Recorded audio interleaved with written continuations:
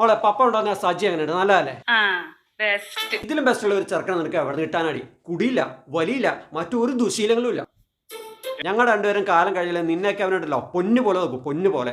അത് പോരെടി. പിന്നെ നീ കല്യാണത്തിന് തന്നെ സമ്മതിക്കാത്തത്? നിനക്ക് എന്നെ വേറെ വല്ല ലൈനും ഉണ്ടോ?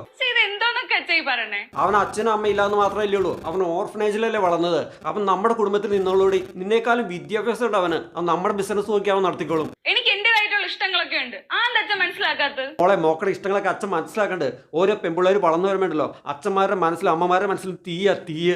അതെന്ത് നീ മനസ്സിലാക്കാത്ത? ഇത്രയും നാളെ ഞാൻ അച്ഛൻ അനുസരിച്ചിട്ടല്ലേ ഉള്ളൂ. മോക്കടെ ഒരു നല്ല ഭാവിക്കേണ്ടില്ലേ ഞങ്ങൾ ഈ പറയണേ. ഇതെന്റെ ലൈഫിലെ ഏറ്റവും ഇമ്പോർട്ടന്റ് കാര്യമാണ്. ആണല്ലോ, ഇത് ശരിക്കും ആലോചിച്ച് തീരുമാനിച്ച കാര്യമാണ്. ഇനി ഇത് നിനക്ക് അനുസരിക്കാൻ ബുദ്ധിമുട്ടാണെങ്കിൽ